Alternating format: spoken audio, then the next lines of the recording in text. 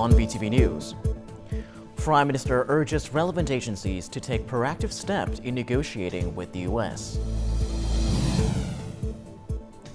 And later on, liberation of Truong's archipelago commemorated.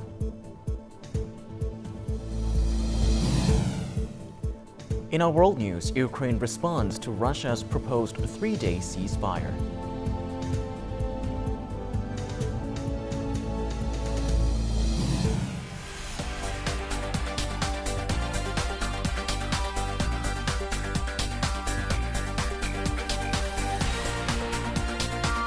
Broadcasting from Hanoi, the capital of Vietnam. VTV News starts right now. Good afternoon. It is currently 3 p.m. local time and you're tuning in to 30 minutes of VTV News. I'm Nguyen Lei with the latest updates. Now, a high-ranking delegation of the Party Central Committee, State National Assembly, Government, and Vietnam Fatherland Front Central Committee laid wreaths and paid tribute at the mausoleum of President Ho Chi Minh on Tuesday morning on the occasion of the 50th anniversary of the liberation of the South and national reunification. The delegation solemnly expressed their profound gratitude and deep respect for President Ho Chi Minh's immense contributions to the revolutionary cause of the party and the nation. Following the tribute, the delegation laid wreaths and offered incense at the Monument for Heroic Martyrs on Bắc Sơn Street near the mausoleum. Earlier in the day, delegations from the Central Military Commission, Ministry of National Defense, Central Public Security Party Committee, Ministry of Public Security, and the Party Committee, People's Council, and People's Committee of Hanoi also visited the mausoleum and the monument to pay their respects.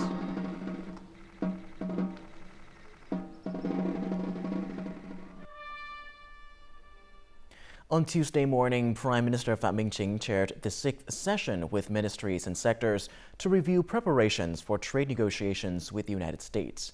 After receiving feedback and concluding the session, the Prime Minister noted that while results have been positive following comprehensive measures, challenges remain. He emphasized that agencies must monitor the situation closely, respond effectively, and resolve issues within their authority.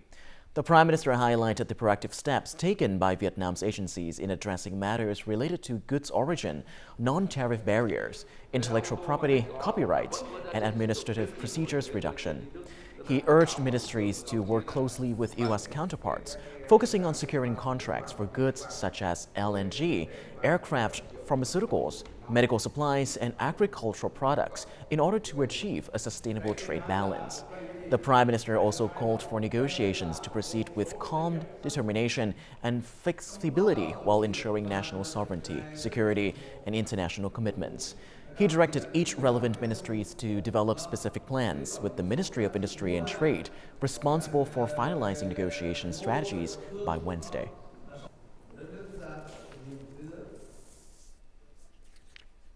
At the deepwater port cluster in Bà Rịa Vũng Tàu, exports to the U.S. have surged by 20 to 30% following the temporary suspension of U.S. reciprocal tariffs. Port operators have been proactive in collaborating with customs, quarantine, and port authorities to accelerate inspection processes and permit issuance.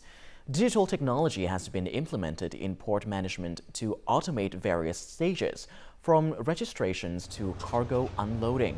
Moreover, there has been an effort to collaborate and optimize the use of shared port facilities, ensuring swift unloading and preventing ships from waiting at anchor.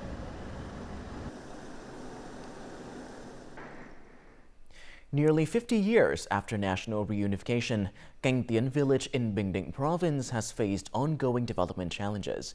Now the province is extending the national power grid to this remote highland area, not merely as an infrastructure project, but as a sign of the party and state's commitment to improving the lives of local ethnic communities. For families like Đinh Văn has, access to electricity means a better life. From watching the news on TV to new opportunities once thought impossible in this roadless village of nearly 200 households. Now that we have electricity, we can watch TV and stay informed through news programs. Life in the village is set to change from this moment forward. With electricity, development opportunities will grow. After so many years of waiting, the arrival of power has brought immense joy and excitement to the people. By late 2024, Bình Định province had mobilized resources to build roads and bring electricity to Canh Tien village, achieving the goal of 100% household electrification. Delivering electricity to Canh Tien village reflects the strong efforts of both the province and the power sector. This advancement will support local economic growth and enhance community life. Canh Tien village was the final area to be connected to the national grid, marking a major milestone. 100% of households in Bình Định province now have access to electricity for daily life and economic development. As the nation celebrates Reunification Day, the arrival of electricity has brought even greater joy to the 500 residents of Canh Tien village.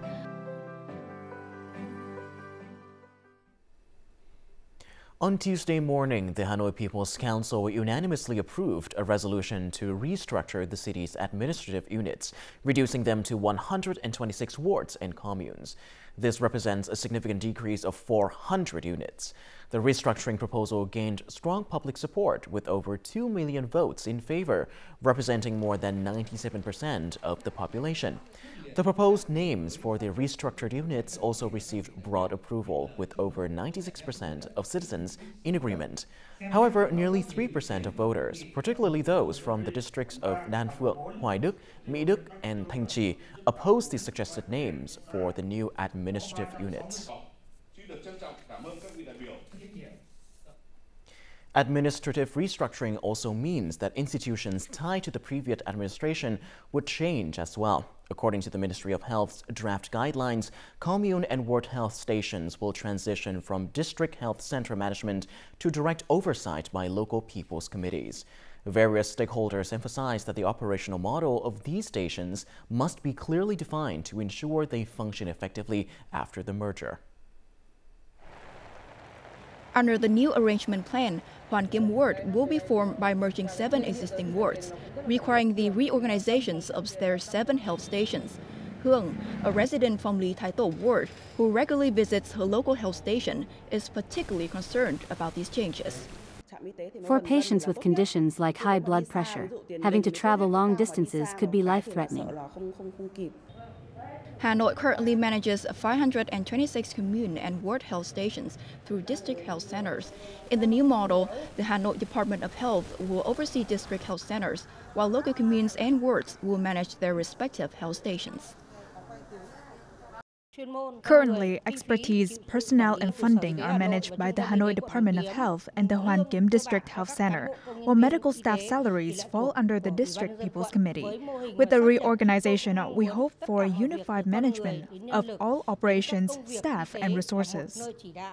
Many localities have raised concerns that shifting health station management to the ward and commune level without a clear operation model may lead to administrative challenges.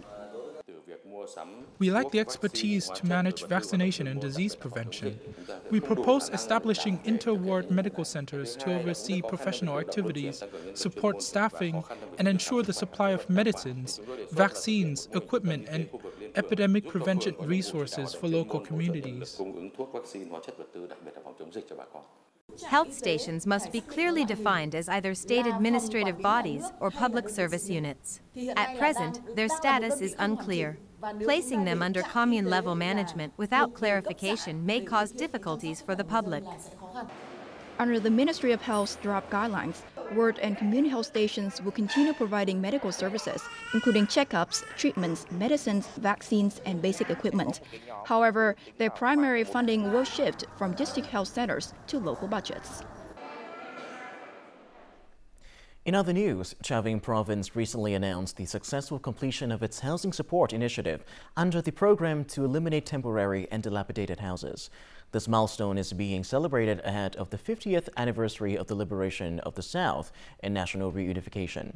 These new residences provide stable housing for thousands of residents while fostering confidence in economic advancement and poverty reduction. This woman's new home has just been completed. Previously, she had to live with her 3 children in a dilapidated structure that barely withstood rain and wind. Thanks to over $2,300 in financial support from the program, she now has a secured home. I'm so happy. Thanks to the government support, I get to have a house like this for the first time. With sturdy homes, residents are motivated to work hard to improve their lives. This has played a significant role in reducing the province's poverty rate to just 0.87%. I appreciate the party and government support in replacing our dilapidated homes with new, sturdy ones. The province has mobilized all possible resources, especially support from the business community and philanthropists, and now we have fulfilled the goals set by the provincial party committee. These new houses instill confidence and hope for a brighter future among disadvantaged families. Before we move on, let's have a look at the exchange rate between the Vietnam dong and some world currencies in today's market.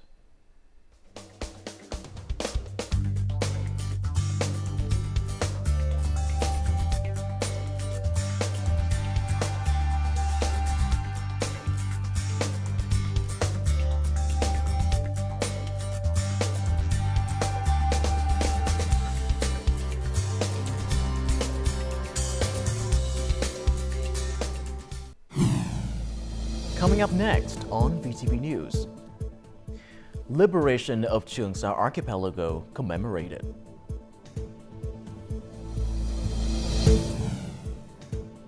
In Leron, Dong Nai family honors revolutionary seniors on Reunification Day.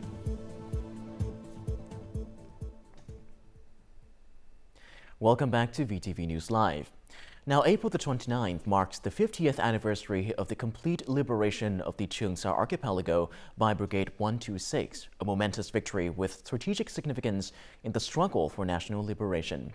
This victory played a crucial role in the Vietnamese people's overall triumph, contributing greatly to the liberation of the South and national reunification.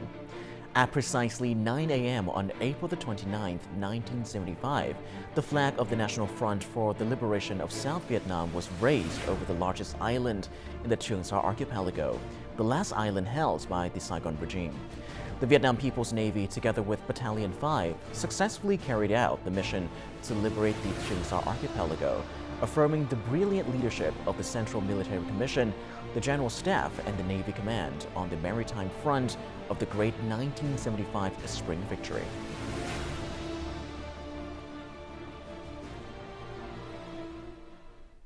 Party General Secretary Tô Lâm article, Vietnam is One, the Vietnamese People Are One, has been featured in a special series by Prensa Latina. His reflections on emotional meetings with overseas Vietnamese highlight a shared love for the homeland and a call for national unity, inspiring pride and a collective push for Vietnam's development.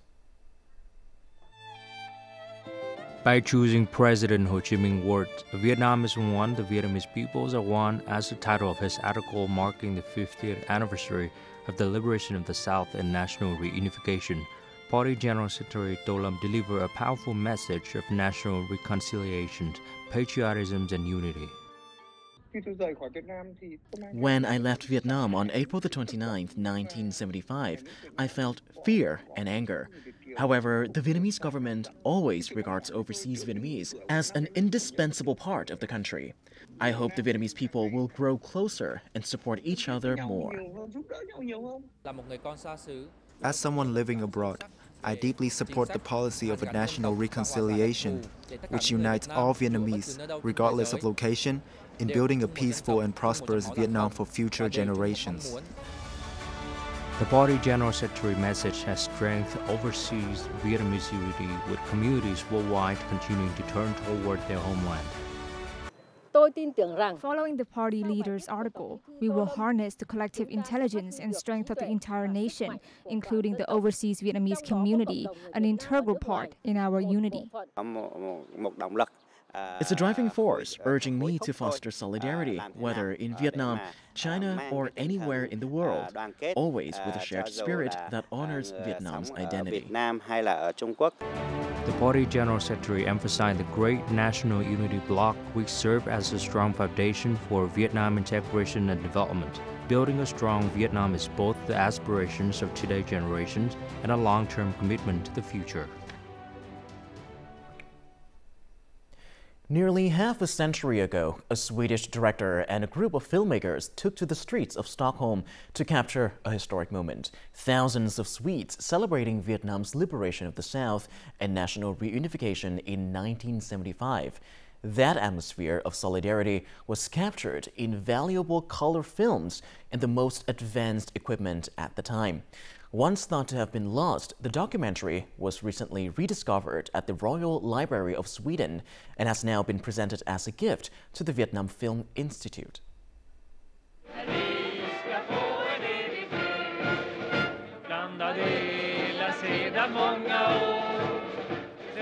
Recently released to the public for the first time, this rare color footage captures a powerful moment in history.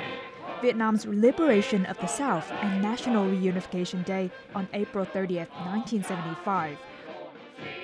But this story unfolds not in Vietnam, but thousands of miles away in Sweden. The documentary The Vietnam Reunification Day in Stockholm in 1975 opens with thousands of Swedes flooding the streets to celebrate the Vietnamese people's triumph.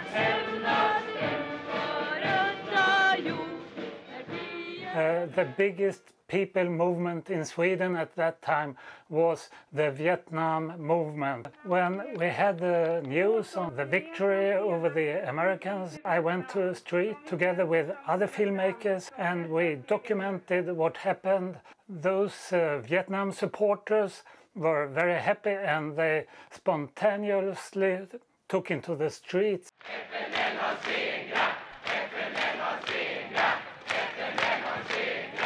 At that time, it was very expensive to do film, so we didn't film very much, but a lot of organizations and private persons gave money to the project because people realized that this was an important project. Due to limited resources, only one copy of the documentary was produced and gifted to a visiting Vietnamese delegation to Sweden that summer. And 50 years later, a copy was unexpectedly found at the Royal Library of Sweden. On April 25th, the Embassy of Sweden in Vietnam held a ceremony to officially hand over the documentary to the Vietnam Film Institute. And I was so happy that anybody found that file, and now we can fulfill the purpose was all the time to make a film, to send it to Vietnam, to show how tens of thousands of Swedes were so happy with the victory. Sweden, on the other side of the world, was very supporting their fight, and I think that will give a feeling of connections between our country. The film is scheduled to make its debut broadcast on April 30th this year on Vietnam television channels. Today's peace was built on the sacrifices of many generations of families. National Reunification Day holds special meaning for families with revolutionary traditions. In Dong Nai Province, one family with deep revolutionary roots commemorates April 30th Reunification Day through a special longevity celebration. This tradition honors the older generations who fought in the nation's struggle for peace. The family would like to thank you and wish you good health in the new age, Phie. She's 100 years old this year. We'd like to thank you and wish you good health in the new age, Phuc. She's 90 years old this year. This unique celebration, organized by the family's younger generations, honors these living witnesses of two resistant wars. Though their hands may be frail and their vision dim with age, these seniors have remained steadfast guardians of the nation's development. Phie is 100 years old this year. 1/3 of her life was dedicated to the revolution. I watch the aircraft rehearsal for the Grand Parade every day on TV. The city and rural landscapes have changed so much. I'm overjoyed that the country is so developed 50 years after reunification. The longevity celebration also serves as a moment to reflect on the family's history. 13 members answered the call to defend the homeland, yet only 6 returned after national reunification. All the siblings answered the call to defend the homeland, only our mother stayed behind. There were witnesses to all my siblings' sacrifices. This home stands as a testament to the family's heroic legacy, where one generation's sacrifices paved the way for the next. Every family member deeply cherishes the value of peace. Every generation understands their duty to protect peace. Nothing is more valuable than independence and freedom. Nothing is greater than the sacrifices of previous generations. Along the familiar village path, where these elders once marched to war, their steps, though weakened now, are filled with pride as they observe their peaceful homeland. They stand as living monuments, essential to the nation's enduring peace.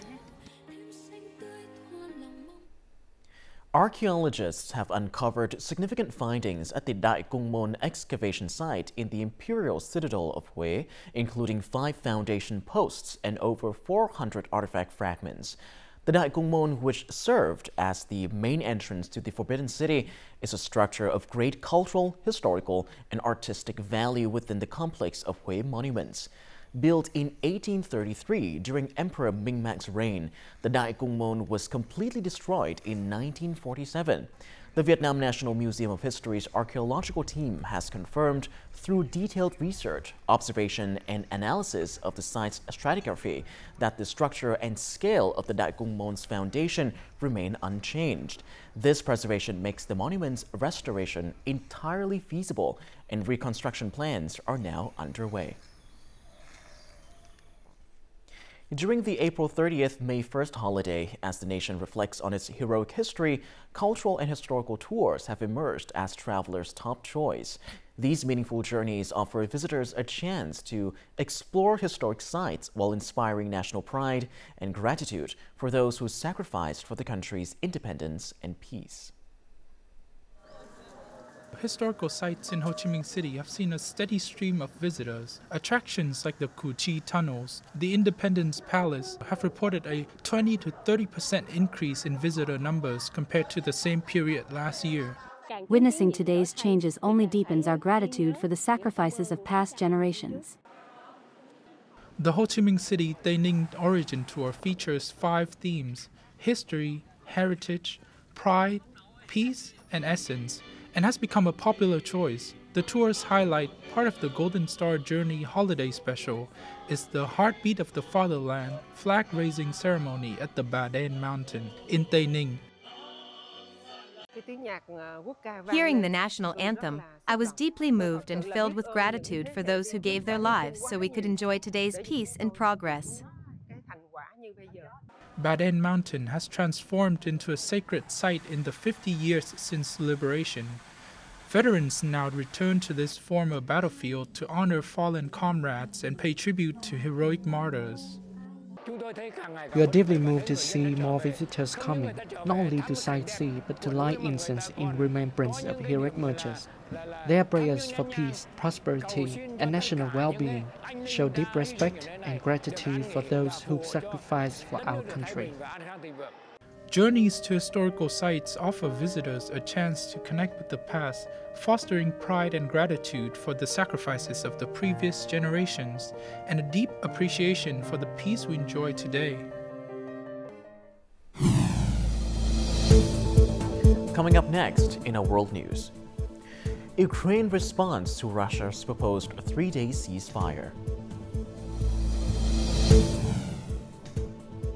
And later on, Amazon launches the first batch of satellites into space.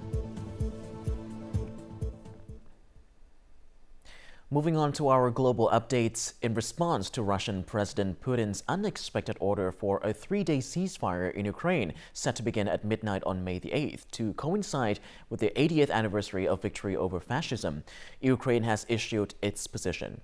The Kremlin urged Ukraine to join the ceasefire while reaffirming its openness to negotiations with Kiev without preconditions, though it warned it would respond to any violations.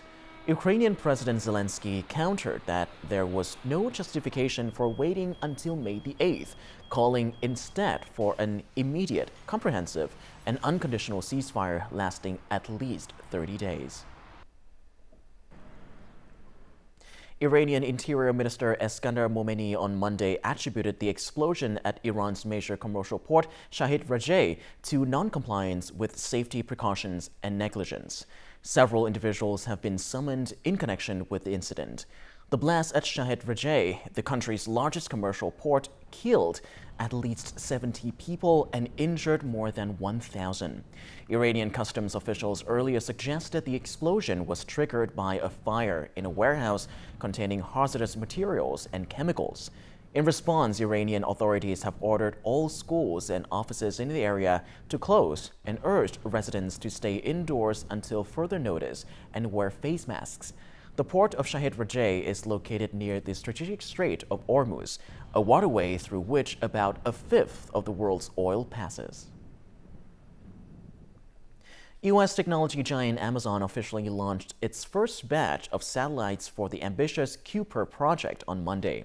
The initial 27 satellites were launched into orbit from Florida, USA. The $10 billion Kuiper project, announced by Amazon in 2019, aims to provide global broadband internet access. The complete system will comprise 3,236 satellites in low Earth orbit. This launch initiates Amazon's direct competition with SpaceX Starlink.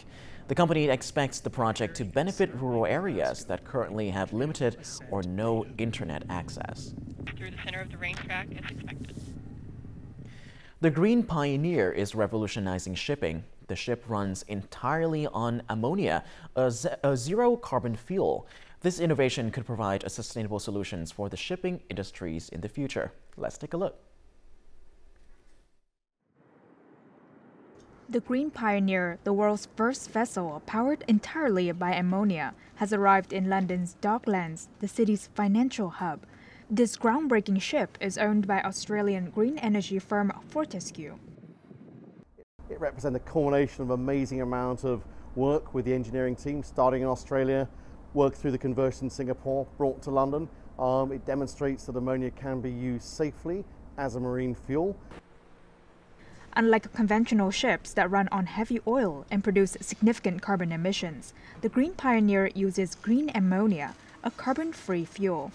This green ammonia solution aligns with the International Maritime Organization's ambitious target of achieving zero greenhouse gas emissions by 2050. Currently, the shipping industry accounts for about 3% of global carbon emissions. Consequently, a carbon pricing mechanism is expected to help manage these emissions by supporting developing nations' transition to green shipping and encouraging alternative fuel production.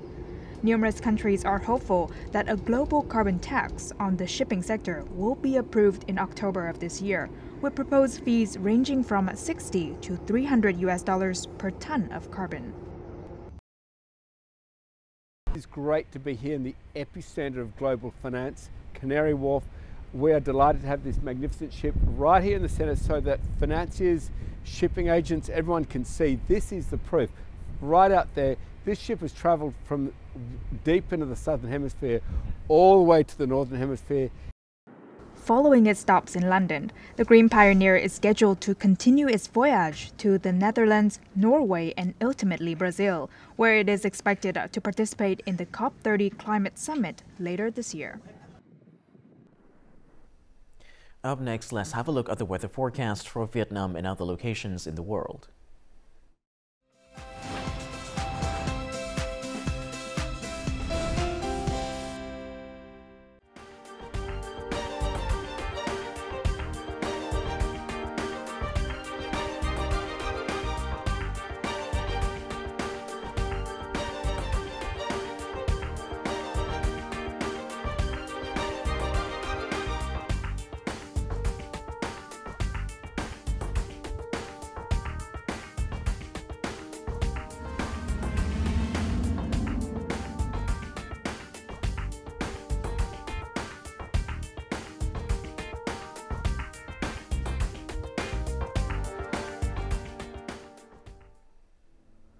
And that is all that we have this hour on VTV News. To rewatch our program, you can visit our website or YouTube channel or download a mobile app VTVgo for more. Thank you for watching, and goodbye for now.